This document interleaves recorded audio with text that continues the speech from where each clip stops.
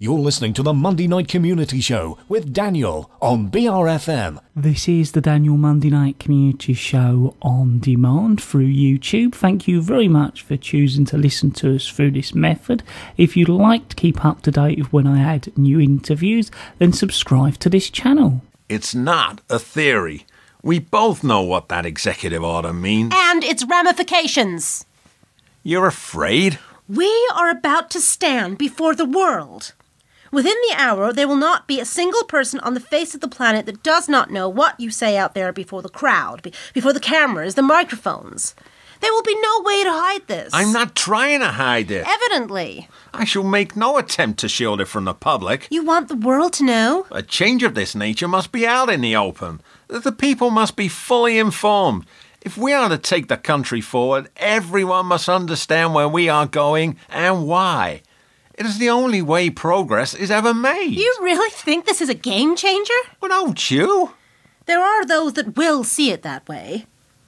You know what this order means. The option to create our own dollars backed by silver.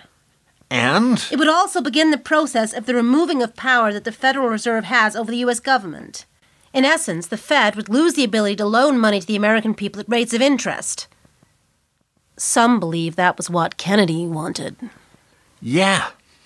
The power of the President, through the Treasury Secretary, to issue such currency certificates backed by the government silver reserve. The Fed will respond. They'll spread word to the brokerage houses, the hedge funds, and the large investors. They will dump precious metals onto the markets and reduce the government's ability to produce that many dollars in a matter of months, if not weeks. They will bring the value of silver down. That's why no one has carried it any further. The markets will be flooded with cheap silver bullion, decreasing the demand and flattening the rates of exchange, resulting in domestic inflation, rising import costs, interest rates reduced, stock and real estate value suppressed, and let's not even consider the effect on the derivatives market. We will be ridiculed in the media, made to look like amateurs, and ultimately fail. United States Treasury notes will be backed by silver. The current fiat currency is backed by nothing. As the supply is therefore limited to metal reserves, the value will remain high. And what do you think will be the reaction from Wall Street and all those who happen to like the system just as it is? Do you believe, Mr. President, that the finances will remain seated while you wrench the control of the dollar out of their hands? The office of the President is oval. That's all. The monetary power went 100 years ago. There's no way to return it to the people, Harrison. The Jekyll Island meeting isn't going to be reversed. The 1930 Act that brought yet another central bank into existence is not going to be revisited. It's a noble thought, a great plan, a vision for America, and the history books will debate your plan from now until the end of time. Some might dig down enough to even understand it. But that should be as far as it goes. Terry Ann, the history of this country has been the history of money. Things either get done or didn't due to who controlled the printing of the currency. Presidents came and went, and yet the central banks continued and have continued to hold domain over the people. It's not a battle. It's always been about the money. Some people still think the Civil War was about slavery. The reality of the greenback and the greyback is rarely taught. Even Washington's War of Independence was only ever about who printed the cash in the first place. Don't tell me you think the Boston Tea Party was about tax, or even the local Masons dressing up as Red Indians. It's always been the same thing. The power of the presidency relies on the ability to either get things done or go and beg for money and interest from those who produce funds out of thin air. It's not a war. Of course it is. It's the only war that has ever been fought. The power of the people is realized through the office of the executive. But if the holder of the office must hold up his hands to Congress for the right to spend money, then where is the authority of the people to get anything done? Ruling groups that like to be seen having no influence yet all the time operate to slowly remove any and all safety nets from those that might one day challenge them. Those whose sole purpose in life is to bring about numerous financial burdens guaranteed to remove any wealth and therefore freedom that the public may ever experience. Crash after economic crash. Do we learn, Terry Ann? Do we even pretend to? No. Do you know why? Because every time the people lose ground beneath their feet, there is someone on the tube with 101 reasons to blame the regulators, the politicians, even the people that were suckered into buying the mortgages in the first place. Everyone but those that did the selling. And you know the arguments as well as I, as well as everyone. They should have read the small print. As if anyone ever reads the small print, or as if anyone could ever read the small faded writing on the back that basically says, "Thanks for all those dollars, now pay up or we'll take back the bricks and mortar." Wall Street and their kind have pulled the same trick over and over since the Mayflower landed and the Native Americans were introduced to the civilizing effect of compound interest. It's not. No one voted for them! It is the history of America. They never once received even one vote. They never needed to, Mr. President. That's why we have politicians. The ceremony starts soon. I'm going to take my seat. You can join me too, as you're about to take the oath before me. I am not your enemy, Harrison. I know what you are, Terry Ann, and you are not my friend.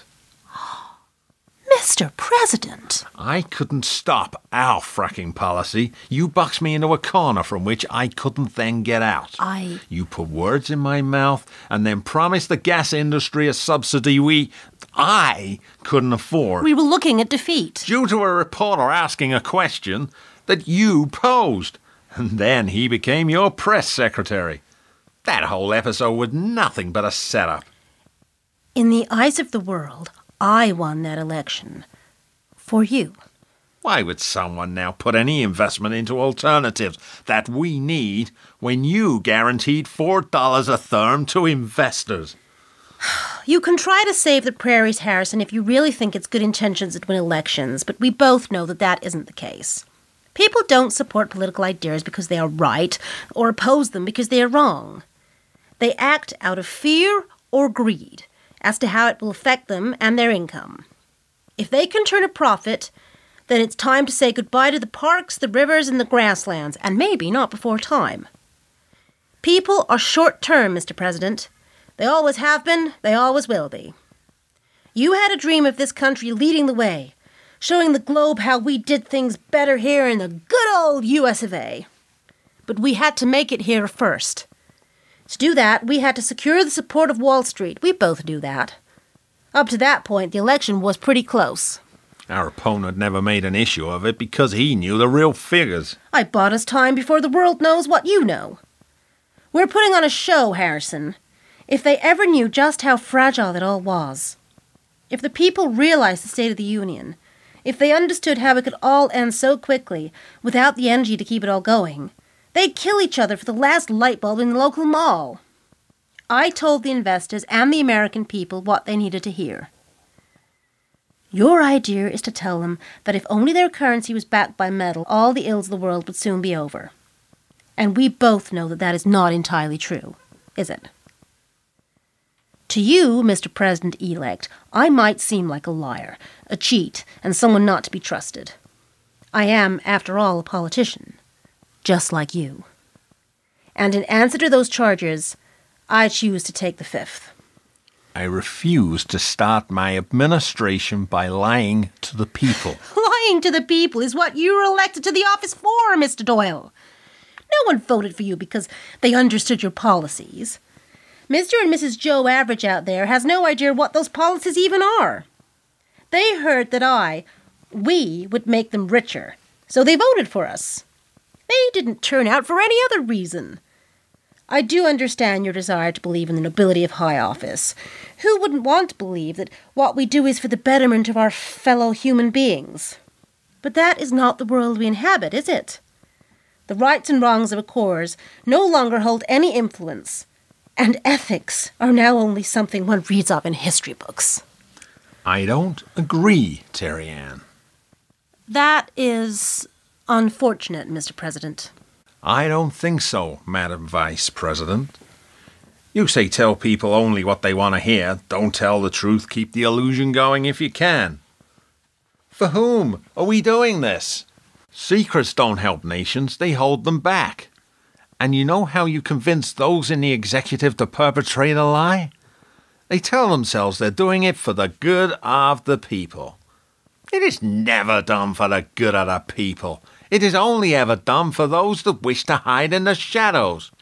I say, let us stretch out our hand and try and connect with Iran. You say, it is too dangerous. I say, let's have a currency backed by something other than belief. And your answer is, the Fed won't like it. And you were the one that told me to throw Dan Rutherford out on his ears because he wasn't the right image for the new, young administration. But you were the one that did it. Dan was my friend. You turned on Dan because you had no choice. I turned on Dan because you more or less told me I had to. It is the first lesson of politics, Harrison. Once you've climbed the greasy pole, you have to show how ruthless you can be. It shouldn't be like this. It's never been any different since the beginning of time. Dan had been my friend. He'd be better than a friend. From my experience, friends come and go, but he was loyal. I had a small team, a very small group that helped me, people I could rely on. There were never many, but there were one or two. Who's left now? Nicole doesn't talk to me, she just stands by me in front of the cameras. Tommy's dead and Dan's off supping from a bottle. And your mistress? You know what happened to Carrie? Suddenly she wasn't around anymore. Sent off to do administrative things. You didn't put the heat on her as well, did you? Do I even need to ask? Carrie decided her future lay elsewhere. Don't worry about her. She now has plenty of contacts. Did you want her off or pay her off? What was it? I didn't feel like making a thing of it during the campaign, but now we're having this little heart-to-heart, as it were. You can tell me. We had our father's money, so we didn't need him or her anymore? Was that it? What a cynical mind you have, Mr. President. It's called experience, and everyone leads to greater bitterness. That says little for our profession. All those that were nearest to me have gone, thanks to you. You said Nicole is still around. We sleep in different rooms. But still under the same roof. Dan was loyal. Dan was a liability. He was also a sacrifice you were prepared to make. I never thought you wanted to do it this way. We have to distance ourselves from those closest to us. Without Dan, I'd still be in my state's legislative branch. Because the whole world has to know that you'll turn on anyone not fully on your side. To do that, you had to make an example of someone the rest thought was indispensable. And that was where Dan came in. He helped get you to Washington. He was never going to follow you the whole way. There are no friends in politics. He was the nearest thing I had. You wanted out.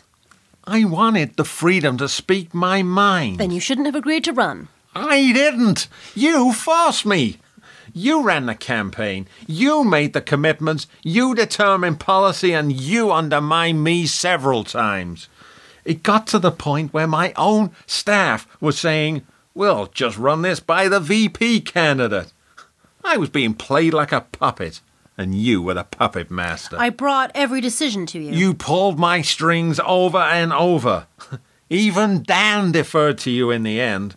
I suppose that was when he thought you could get rid of him. He'd even forgotten who he worked for.